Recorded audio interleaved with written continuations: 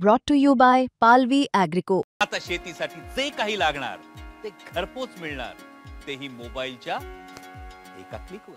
नुकत्याच पार पडलेल्या बिहार निवडणुकीमध्ये भाजपला एनडीएला मिळालेल्या अभूतपूर्व यशामुळे भाजपची लोकप्रियता किती जास्त आहे, भाजपचाच कसा सर्वत्र डंका आहे, हे पुन्हा एकदा भाजपचे आणि सत्ताधारी सगळे नेते बोलत आहेत.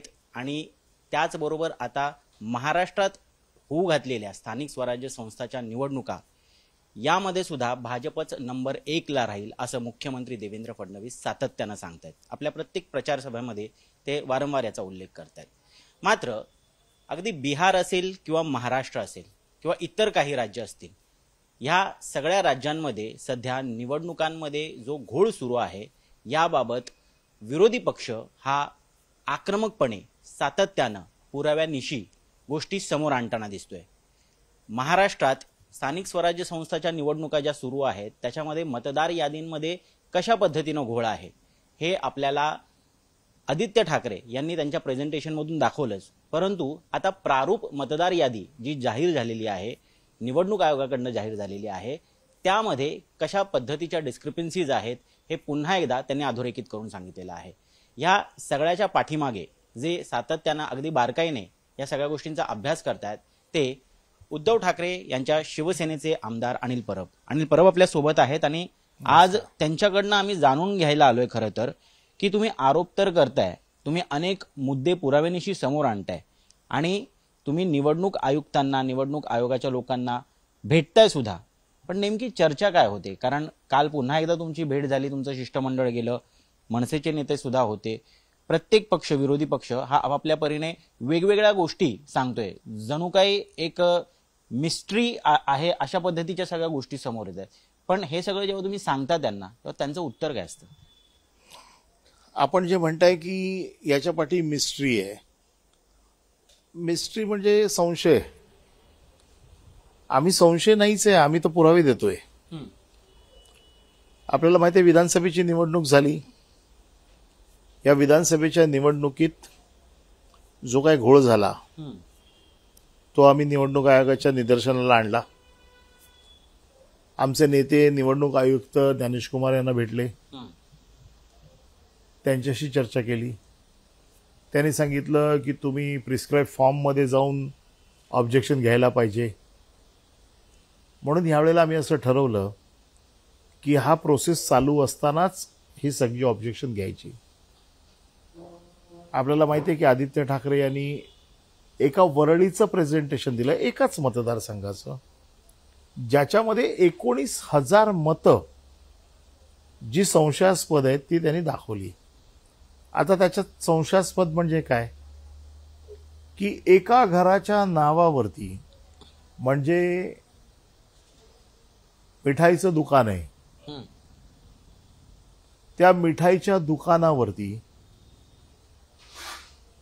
40 मतदार, 50 मतदार नोंदवले गेलेत. ते मिठाईचं दुकानच अस्तित्वात नाहीये. मग हे मतदार कोण आहेत हा प्रश्न विचारणं गुन्हा आहे? तुमच्या वडिलांचं नाव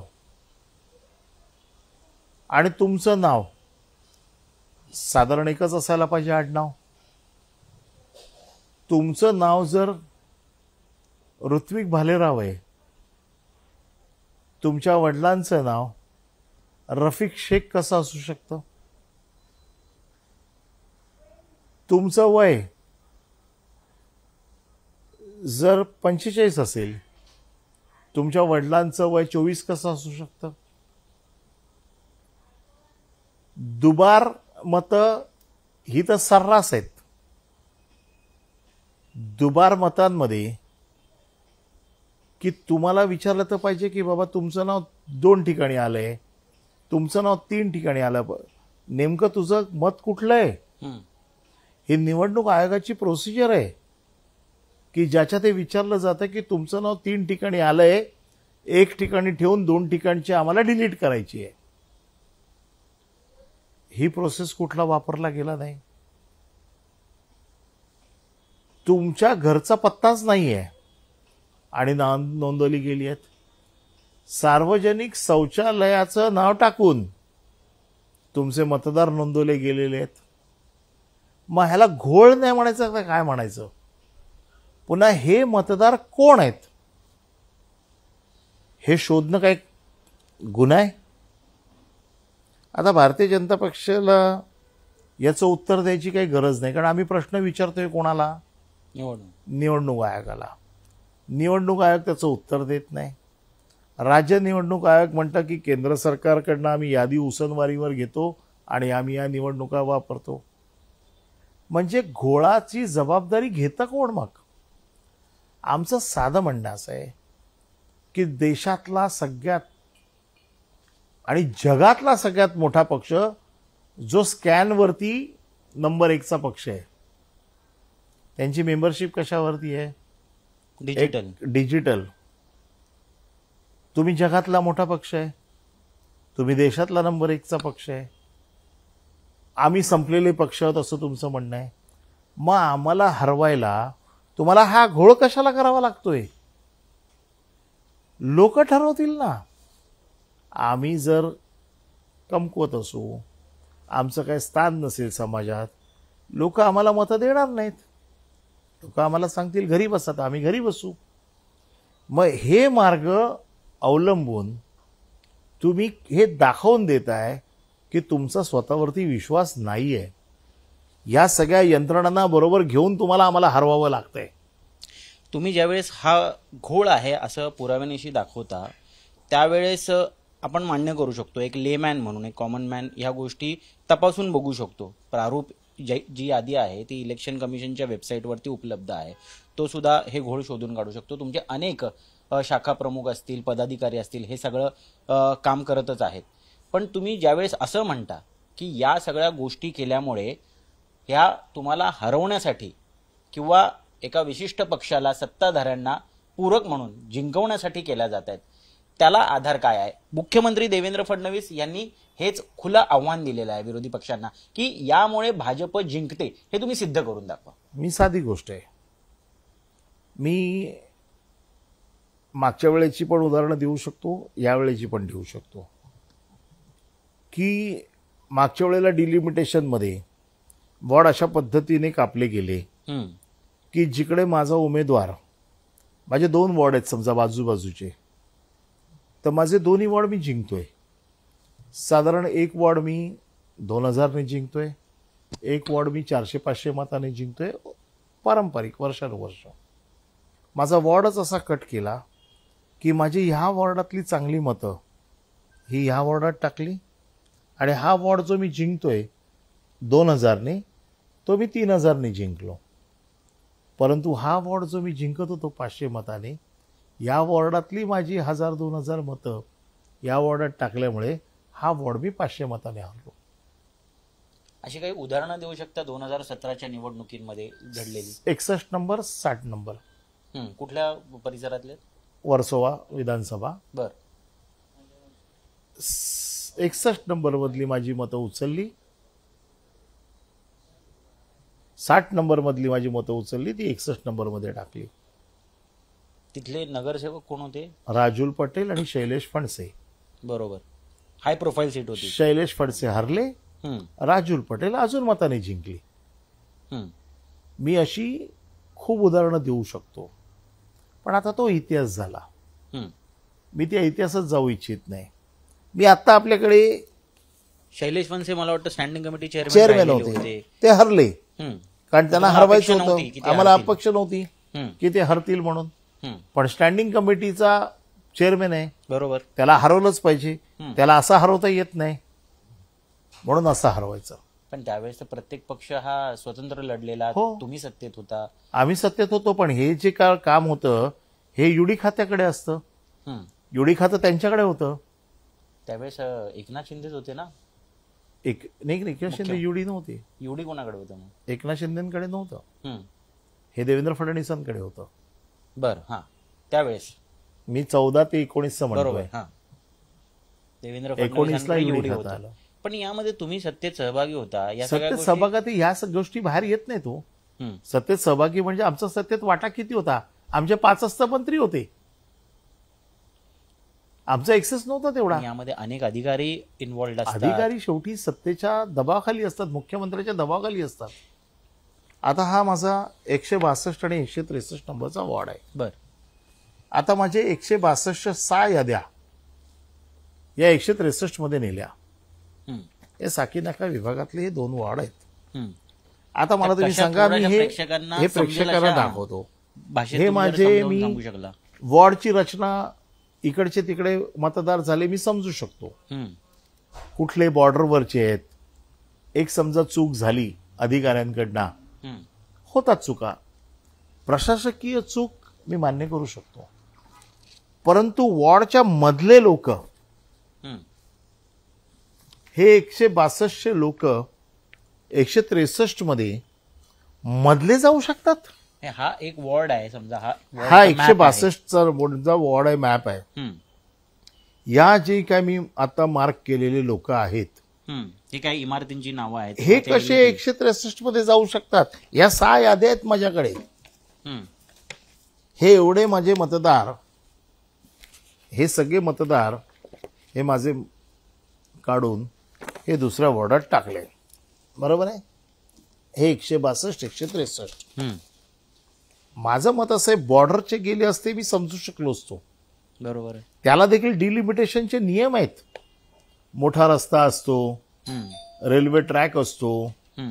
मोठी गटर असतात, मोठे नाले असतात, त्याच्यावरती बॉर्डर ठरली जाते. हम्म.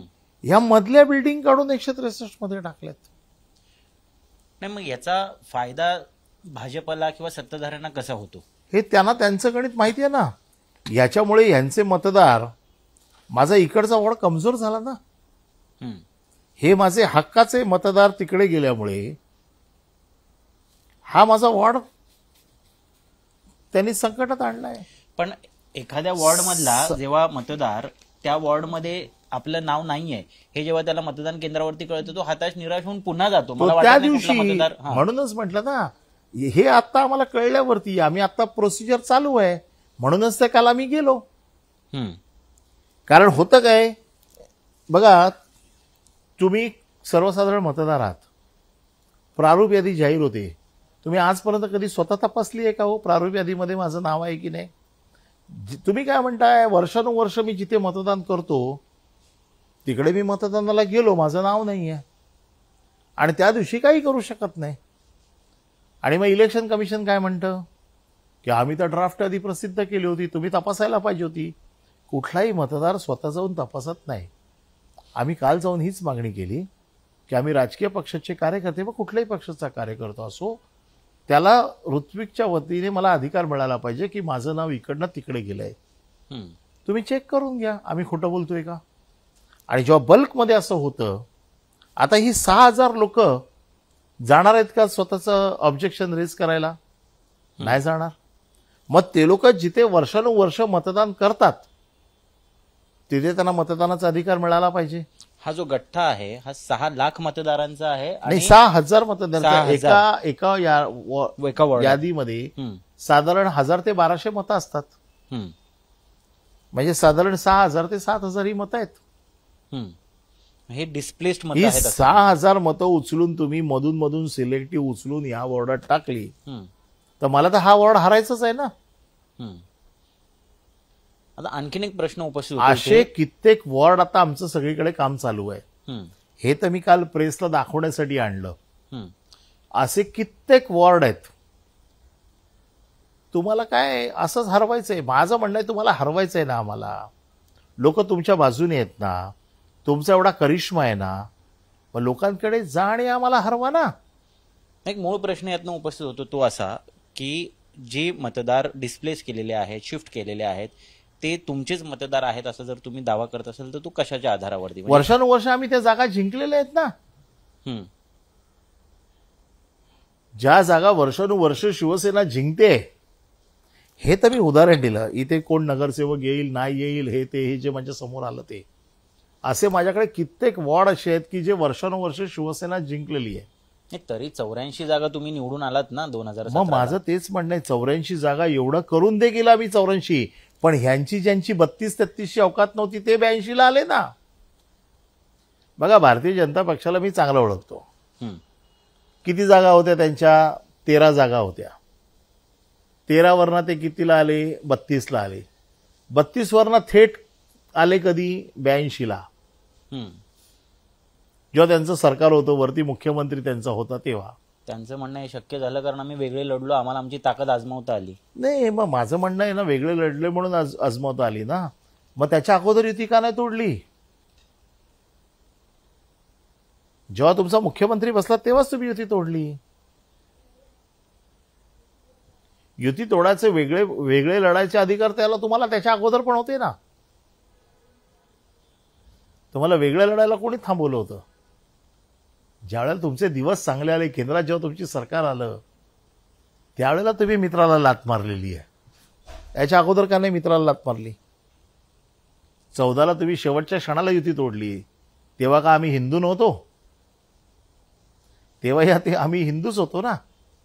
आज तुम्ही आमच्यावरती आरोप करताय की 25 वर्ष तुमच्या सरकार ताब्यात होतं, का आमच्या मांडीला मांडी लावून बसले होते? मग आम्ही जो वाईट होतो, आमच्यापासून तेव्हाच फारकत घ्यायला पाहिजे होती. तुम्ही चांगले दिवस आल्यावरती आमच्याशी फारकत घेतलेली आहे. आणि तुम्हाला आता असं वाटतंय की ही संधी आहे की शिवसेना संपवून टाकायची, पण अशी शिवसेना संपणार नाही. पण या सगळ्यामध्ये पुन्हा एकदा असा प्रश्न उपस्थित होऊ शकतो की 84 ज्या 82 जागा भाजपने जिंकल्या, जवळपास 50 जागा, 45 ते 50 जागा त्यांच्या वाढल्या. तर या 45 ते 50 जागांमधल्या 2017ला अशा किती जागा त्यांनी असा काही घोळ करून जिंकल्या असाव्यात? माझ्या माहितीप्रमाणे 35 एक जागा त्यांनी डिलिमिटेशनमध्ये जिंकलेल्या आहेत, असं माझं स्वतःचं मत आहे. ज्याच्यावरती मी कधीतरी डिबेट करीन. कोणाशी करायचं ते, त्यांच्यामध्ये कोण करणार आहे ते, त्याला समोर यावं, त्याच्याशी मी डिबेट करीन. आणि माझं मत आहे चॅनलवरती डिबेट घ्या. हे परब साहेब, ऐकायला तर आव्हान खूप छान वाटतं हे, पण तुम्ही विधान परिषदेचे गेले अनेक वर्ष आमदार आहात, तुम्ही मंत्री राहिलेला आहात, तुम्ही या सगळ्या मुंबई महानगरपालिकेचं काम गेल्या कित्येक वर्षांपासून करताय, आम्ही पाहतोय. आणि ज्यावेळेस मुख्यमंत्री ज्यांच्याकडे एवढी खातं आहे, जे काही अधिकाऱ्यांना दबावामध्ये या सगळ्या गोष्टी करून घेतात, तेव्हा तुमचा त्याच्यामध्ये कुठेच से नाही आहे किंवा तुम्ही कुठेच विरोध करू शकला नाही, हे ऐकायला आणि पचायला थोडंसं कठीण जातं. नाही, बरोबर आहे ना. हे अशा पद्धतीने काय होईल असं कोणाचा अंदाजच नव्हता. अशा प्रकारच्या निवडणुका मी देखील कित्येक वर्ष महानगरपालिका बघतोय, पण डिलिमिटेशनमध्ये असं जिंकू शकतं हे भारतीय जनता पक्षाने अख्ख्या मुंबईला दाखवून दिलं की कशा पद्धतीने जिंकू शकतं. बघा, त्यांच्याकडे बुद्धिवादी लोक खूप आहेत. कट, कारस्थान, छल, कपट करून कसं जिंकायचं ना, याच्यात ते माहीर आहेत. पण तुम्ही गाफील राहिला असाही अर्थ निघू शकतो. हो ना, साधारण आहे. आम्ही सर्वसाधारण भाबडा शिवसैनिक आहे. भाबड्या माणसाला समोरून लढून हरवू शकत नाही, त्याला पाठून वार करून हरवणं सोपं आहे. आणि आम्ही विश्वासाने काम करणारी माणसं आहोत. पण हा पॅटर्न 2019च्या लोकसभेमध्ये दिसला नाही. लोकसभेमध्ये इतकं भरमसाठ यश मिळालं आणि तुम्हाला विधानसभेला पुन्हा फटका बसला. लोकसभेचं डिलिमिटेशन यांच्या हातात नाहीये. केंद्रात तेच आहेत ना. पण ते डिलिमिटेशन 2009ला झालंय, तेव्हा ह्यांचं सरकार नव्हतं. आता जेव्हा ह्यांचं सरकार असेल आणि ज्या वेळेला डिलिमिटेशन होईल ना, त्यावेळेला ह्यांचा रंग तुम्हाला कळेल. आता 2017चं डिलिमिटेशन जे आहे तेच कंटिन्यू हे डिलिमिटेशन, स्थानिक स्वराज्य संस्थांचं डिलिमिटेशन हे सरकार, राज्य सरकार करतं, युडी खातं करतं. आणि त्यामुळे युडी खातं डिलिमिटेशन करतं. ते दर 5 वर्षांनी हे लोक करतात. ह्या वेळेला त्यांना ते करता आलं नाही. त्याचं कारण असं आहे की ज्या वेळेला आमचं सरकार होतं त्यावेळेला आम्ही 227 वरून 236 जागा केल्या. बरोबर आहे की नॅचरल ग्रोथ ही 3% असते. सेन्सेस झालेला नाहीये. आणि सेन्सेस न झाल्यामुळे जो काय सेन्सेसचा आकडा नॅचरल ग्रोथ जी होते त्याच्याप्रमाणे आम्ही 3% आधारभूत घेऊन आम्ही 227 236 जागा केल्या. या 236 जागा आपण जिंकू शकत नाही. त्याचं कारण असं की 227 जागा आपण आपल्या सोयीप्रमाणे मागच्या वेळेला केलेल्या आहेत, हे बीजेपीला माहिती आहे. आणि त्यामुळे त्या जर बदलल्या गेल्या तर आपण हरू. म्हणून त्यांनी जसं त्यांचं सरकार आलं 236चा कायदा रद्द केला आणि 227 परत केल्या. आता 227 केल्यावरती कॅबिनेट दोघांचीच झाली होती आणि त्यात तो निर्णय झाला त्यांना होता. 227 केल्यानंतर हम्म. त्यांना यावेळेला डिलिमिटेशन मध्ये घोळ करता आला नाही आणि म्हणून हा आता याद्यांमध्ये घोळ करून इकडची मतं तिकडे टाका, तिकडची मतं तिकडे टाका, असं करून जिंकण्याचा हा प्रयत्न आहे. कोण करते हे सगळं तुम्हाला वाटतं? एकटा निवडणूक आयोग आहे की कोणी थर्ड पार्टी याच्यामध्ये इन्व्हॉल्ड आहे? पक्षातनं काही लोक भारतीय यामध्ये इन्व्हॉल्ड जनता आहेत? पक्षाकडे एक मोठी थिंक टँक या बाबतीत आहे, ते करत असतील. पण इतकं सोपं आहे इलेक्शन कमिशनच्या डेटा तुम्ही अशा पद्धतीने ऍक्सेस करून डिस्टॉर्ट करून तो बदलला बघा, जाऊ शकतो? मध्यंतरी विजय वडेट्टीवार यांनी आरोप केले होते. हम्म. त्या माणसाचं नाव देखील त्यांनी सांगितलं होतं, माझ्या लक्षात नाही आता. देवांग पटेल म्हणून देवांग पटेल एक नावाचा. सोशल मीडिया सांभाळणारा त्यांचा. आमचं आजही मत असं आहे हम्म. की इलेक्शन कमिशनची जी यादी आहे आत्ताची स्थानिक स्वराज्य संस्थांमध्ये वापरतायत, आम्ही त्यांना सांगितलं की ती रिडेबल यादी द्या ना, डिजिटली रिडेबल यादी. याचा अर्थ काय जरा एकदा समजावून आम्हाला जी यादी दिली सांगा. त्याच्यावरती तुमचे फोटो नाहीत, नाव आहेत. फक्त नाव आहेत. हम्म. आता ऋत्विक भालेराव हे नाव 2दा आलं किंवा अनिल परब हे नाव 2दा आलं, तर अनिल परबचे 2 वेगवेगळे फोटो असतील तर मी समजू शकतो हे 2 अनिल परब वेगवेगळे आहेत. बरोबर आहे. परंतु त्यांच्याकडे ती यादी आहे, त्याचे फोटो आहेत. मला जी यादी दिली आहे राजकीय पक्ष म्हणून त्याच्यावर फोटो नाहीत.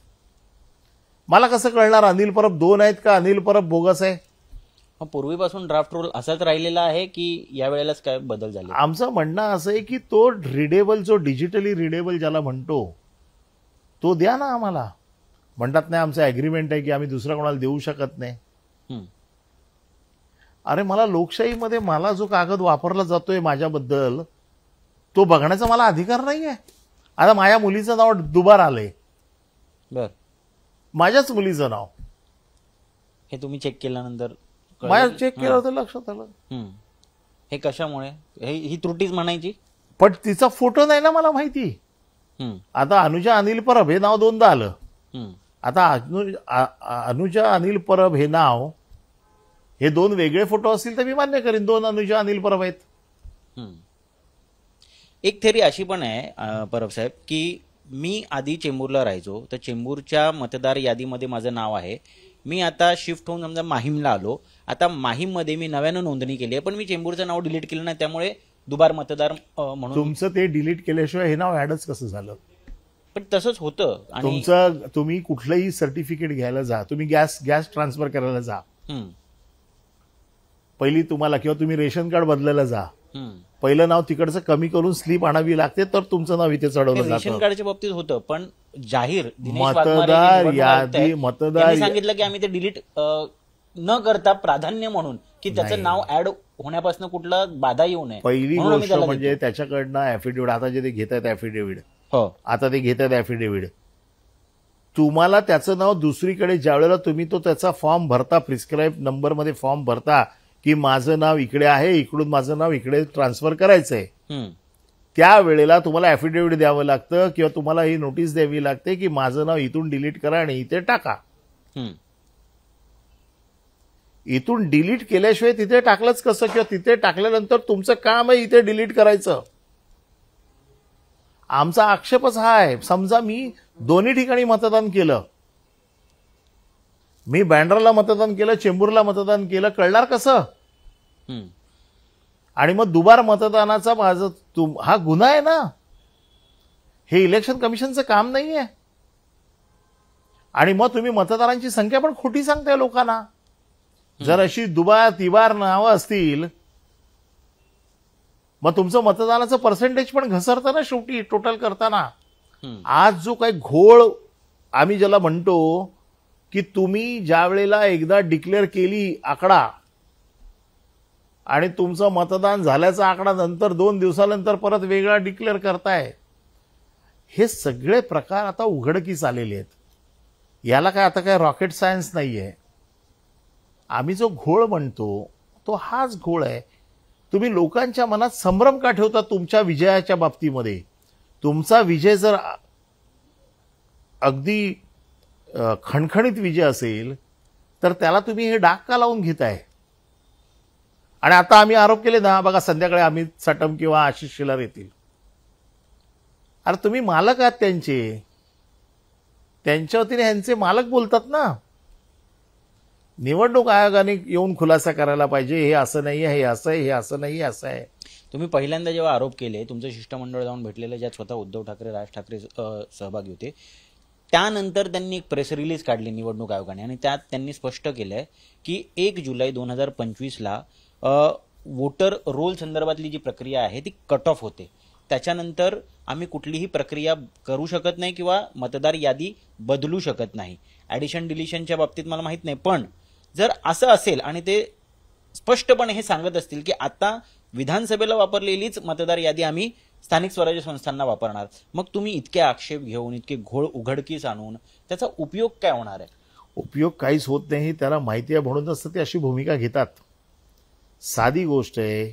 आत्तापर्यंत जे होत होतं की ज्या दिवशी नोटिफिकेशन निघतं तोपर्यंत मी दिलेलं नाव हे सप्लिमेंटरी यादीमध्ये, यादी बंद झाली माझी, यादी पब्लिश झाली, तरी देखील डेट ऑफ नोटिफिकेशन पर्यंत जी नावं यायची ही सप्लिमेंटरी यादीमध्ये यायची. बर, मागच्या वेळेला त्यांनी असं केलं की सप्लिमेंटरी यादीच दिली नाही. मागच्या वेळेला म्हणजे 2024च्या विधानसभेला. बर, जर मला सप्लिमेंटरी यादी आलीच ना तर त्याच्यात कोणाची नावं आली, कोण बोगस आले, कोण खरे आले, ज्याच्यावरती मला हरकती सूचना हा माझा अधिकारच काढून घेतला. पुन्हा मी काल जी भूमिका मांडली ती अशी आहे की कुठल्याही गोष्टीवरती ज्यावेळेला हरकती सूचना घेतात म्हणजे ते न्यायालय असते, क्वासी ज्युडिशरी अथॉरिटी असते ती. बरोबर आहे. आणि क्वासी ज्युडिशरी अथॉरिटी ज्या वेळेला ऑब्जेक्शन सजेशन्स घेते त्यावेळेला त्याचा निकाल द्यावा लागतो की मी तुमचं ऑब्जेक्शन रूल आउट करतोय किंवा मी तुमचं ऑब्जेक्शन स्वीकारतोय, तर मी रूल आउट करतोय तर त्याचं कारण काय. कुठलाही जज तुम्हाला ज्या वेळेला निर्दोष सोडतो किंवा तुम्हाला दोषी धरतो त्यावेळेला तो त्याची कारणं देतो की तुम्ही दोषी का आहात किंवा तुम्ही निर्दोषी का आहात. माझं काल त्यांना तेच म्हणणं होतं की ज्यावेळेला राज्य निवडणूक आयोग ज्यावेळेला हरकती सूचना मागवते आणि हरकती सूचना आम्ही ज्यावेळेला देतो त्यावेळेला त्याचा निकाल तुम्ही आम्हाला दिला पाहिजे की मी घेतलेली हरकत योग्य आहे का अयोग्य आहे, योग्य असेल तर ती का योग्य आहे, अयोग्य असेल तर ती काय अयोग्य आहे. त्यांनी रुलिंग द्यायला नको मला. आता विहित प्रक्रियेनुसार सजेशन ऑब्जेक्शनसाठी दिलेला कालावधी तो संपुष्टात आलेला आहे. तुम्ही मागणी केली आहे तो 21 दिवसाचा असावा, 7 दिवसांचा नसावा. या विहित प्रक्रियेमध्ये जे सजेशन ऑब्जेक्शन्स येतात त्याची अंमलबजावणी केली जाते का किंवा त्याचा काही उपयोग होतो का, हे कसं कळणार? ह्याची काय मागच्या वेळेला आम्ही जो केला ही सगळा घोळ मागच्या वेळेला निवडणुकीच्या नंतर बाहेर आला, म्हणून मग इलेक्शन कमिशनने स्टँड घेतला की तुम्हाला आम्ही संधी दिली होती, तुम्ही आमच्याकडे आलेच नाहीत, तुम्ही आत्ता हा घोळ सांगताय, आता आम्ही काही करू शकत नाही. कोर्टात पण ते तेच म्हणणार. आत्ता आमचं म्हणणं असं आहे की आत्ता आम्ही हरकती सूचनांच्या या वेळेतच आता आम्ही ऑब्जेक्शन घेतोय, म्हणजे न्यायालयाचा दरवाजा आम्ही आता ठोठावू शकतो. न्यायालय पण हा प्रश्न विचारू शकते ना की तुम्हाला ही संधी होती, तुम्ही का नाही केली. आम्ही काल काय मागणी केली की हा कालावधी एवढं शोधणं, हा घोळ आहे, हा घोळ शोधून एका वॉर्डमध्ये किती मतदार. राज्य निवडणूक आयोगाकडे फक्त 50 लोकांचा स्टाफ आहे. बरोबर आहे. त्याच्यामुळे ते हे करू शकत नाही. त्यांची नोडल एजन्सी कोण आहे? मुंबई महानगरपालिका. मुंबई महानगरपालिका हे काम करणार. आता मुंबई महानगरपालिकेच्या अधिकाऱ्यांना हे सगळं आम्हाला समजावून सांगायचंय, जाऊन करायचंय, याच्यासाठी वेळ तर पाहिजे, म्हणून वेळ वाढवून मागितला. आता ह्यानी जर नाही ऐकलं तर आम्हाला कोर्टात जावं लागेल. पण कोर्टात जाण्यासाठी आणि कसं आहे की 6,000 ह्या मतांच्या बाबतीत मला आक्षेप घ्यायचा आहे. हे 6,000 लोकांना काय पडली आहे जाऊन स्वतः नोंदवायचंय. ते तर राजकीय पक्षाचा कार्यकर्ता म्हणून माझी आहे ना. मला तुम्ही BLAचा अधिकार दिलेला आहे, बूथ लेवल एजंटचा, जो मला इलेक्शन कमिशनने अधिकार दिला आहे, तर माझ्या बूथचं ऑब्जेक्शन घ्यायचा मला अधिकार आहे की नाही. माझे तुम्ही बूथ लेवल एजंट अर्धे पास केले, अर्धे नापास करून टाकले. ते कसे? त्यांच्या मनाची मर्जी. क्रायटेरिया असेल काही? आमचं तेच म्हणणं आहे, तुम्ही आम्हाला एखादी गोष्ट नाकारता तर ती का नाकारता हे तर सांगा. म्हणजे आता तुमच्याच बाबतीत घडले की सत्ताधारी पक्षांच्या? मला माहित नाही. आता यांचे मालक येतील संध्याकाळी. हम्म. अरे माझं म्हणणं आहे, मालकाला प्रश्न विचारलाच नाही. ज्या नोकराकडे ही अपेक्षा आहे त्याला विचारलेला प्रश्न आहे. हम्म.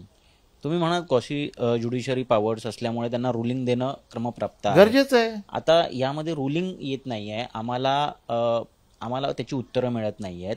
प्रेस रिलीज एखादी येते, त्याच्यामधनं आम्हाला जे press release is a rule, not ruling. बरोबर आहे, पण मग पुढे काय? आता कोर्टात जाण्याशिवाय तुम्हाला काही पर्याय उरत कोर्ट, नाही. दुसरा पर्याय काय आहे? हम्म.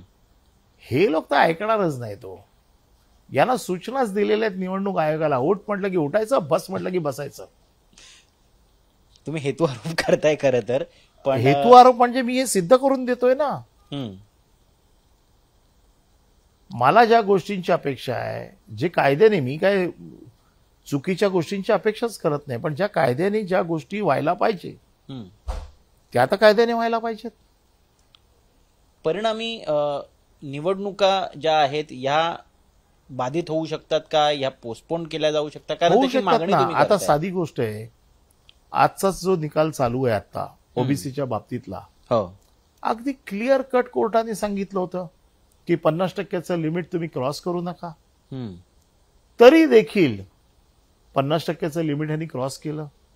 ज्या गोष्टीसाठी 4 वर्षाची निवडणूक थांबली, निवडणूक आयोग म्हणतं इंटरप्रिटेशन चुकीचं झालं. 4 वर्ष निवडणूक थांबवून ठेवली यांनी. हम्म. प्रशासनाने धुडगूस घातलाय लोकप्रतिनिधी नसल्यामुळे. अरे तुम्ही ज्या कॉन्सेप्ट, जी संविधानाची कॉन्सेप्ट आहे लोकप्रतिनिधीची, तीच मारून काढली तुम्ही. हम्म. आणि तुम्ही प्रशासनाच्या जोरावरती तुम्ही सत्ताधाऱ्यांनी धुडगूस घातला. आणि ज्याच्या सुप्रीम कोर्टाच्या आदेशावरती आता निवडणुका होऊ घातल्या आहेत, त्या आदेशाचाच तुम्ही भंग करताय. आता परवा जजमेंट आहे त्याची. हम्म. आता ह्या सगळ्या गोष्टी कोर्टात जातील, कोर्टातनं पुन्हा निर्देश येतील, पुन्हा त्याची अंमलबजावणी कसं करायचं यासाठी वेळ लागेल. तुम्हाला वाटतं हे सगळं कुठेतरी एक कन्क्लुजनला येईल? कारण ही नेव्हर एंडिंग प्रोसेस होईल ना. बघा ह्यांना काय फरक पडतोय, सरकार तर ह्यांचंच आहे. कमिशनर यांच्या सल्ल्यानुसार किंवा ह्यांच्या इशाऱ्यावर नाचतायत. जिल्हा परिषदेचे मुख्य सीओ असतात जे, ते यांच्या सल्ल्यावर नाचतायत. यांच्या मनाप्रमाणे सगळं चालतंय. यांना निवडणुका झाल्या काय किंवा नाही झाल्या काय काही फरक पडत नाही. फरक पडतोय कोणाला? विरोधी पक्षाला. हम्म. आज निधी ह्यांच्यात सगळ्या लोकांना मिळतोय. सगळ्या निधीचे जे काही निकष आहेत ते वारे माप चिरडून काढून निधीचं वाटप केलं जाते. ह्यांना काय फरक पडतोय? पण 3-3, 4-4 वर्षांपासून अनेक महानगरपालिका प्रलंबित आहेत.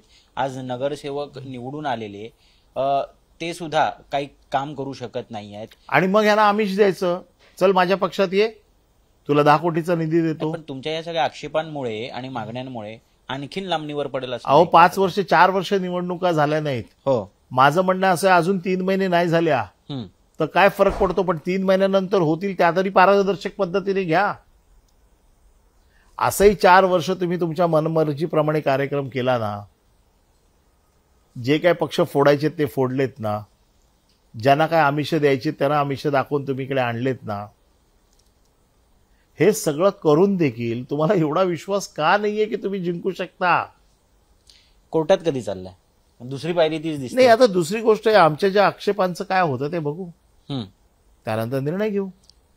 जो 21 दिवसाचा कालावधी वाढवून मागितलाय तुम्ही, तो आता मिळेल? बघू काय होतं ते. आम्ही आमची तयारी करतोच आहे. हम्म. त्यामुळे मला असं वाटतं की हा घोळ हम्म. हा आम्ही पुराव्यांसकट दिलेला आहे. मी आता तर तुम्हाला फक्त एक थोडीशी 2-3 वॉर्डाची वॉर्डाची माहिती उदाहरणं दिली. दिली. हो. सगळ्या शाखांमधनं मुंबईत काम चालू आहे. हम्म. आणि हा घोळ आता एवढ्या मोठ्या प्रमाणात बाहेर येईल. यांनी जर दुरुस्त नाही केला तर ठीक आहे, चोरी करून जिंका. काँग्रेस खासगीत असं म्हणते की आपण जर अशी मागणी केली की निवडणुकाच तोपर्यंत घेऊ नका किंवा रद्द करा, तर निवडणुका होऊन जातील आणि आम्ही फक्त याद्याच तपासत बसू. नाही बघा, काँग्रेसने काय ठरवायचंय हे काँग्रेस ठरवेल. मी माझ्या पक्षाच्या बाबतीत बोलू शकतो, मी दुसऱ्या पक्षाच्या बाबतीत बोलू शकत नाही. आघाडीत आहात तुम्ही एकत्र. माझ्या पक्षाला असं वाटतंय की निवडणुका ज्या आहेत त्या पारदर्शक पद्धतीने व्हाव्या, त्याच्यासाठी मी काम करतोय. आणि मला असं वाटतंय की ज्या निवडणुका पारदर्शक पद्धतीने व्हाव्यात त्या व्हाव्यात. लढा कायम राहील. लढतोच आहे आम्ही. ठीक आहे. तर हे सगळं ऐकल्यानंतर एक गोष्ट मात्र निश्चित एक शिवसेना बीट कव्हर करणारा पत्रकार म्हणून मला सांगावं असं वाटतं की ज्या शिवसैनिकांना, ज्या शिवसेनेच्या नेत्यांना आम्ही कायम आक्रमकपणे रस्त्यावरती उतरून संघर्ष करताना पाहिलेलं होतं, आज ते सर्व शिवसैनिक अगदी अभ्यासू विद्यार्थ्यांसारखे ह्या मतदार याद्या ज्या आहेत, म्हणजे हा गठ्ठा तुम्ही बघू शकता, 6,000 मतदारांचा हा गठ्ठा, हा अख्खाच्या अख्खा गठ्ठा घेऊन प्रत्येक शाखेत तुम्ही खरं तर जाऊन बघा, प्रत्येक शाखेत अशा पद्धतीनं ह्या गठ्ठ्यांचं विश्लेषण चालू आहे. मतदार यादींमध्ये दुबार मतदार, तिबार मतदार किती आहेत ते शोधण्याचं काम चालू आहे. आणि हा फरक खरं तर दिसून येतोय. आता त्याचा किती उपयोग होणार आहे किंवा त्याचे परिणाम काय येणार आहेत हे येत्या काळात आपल्याला कळेलच.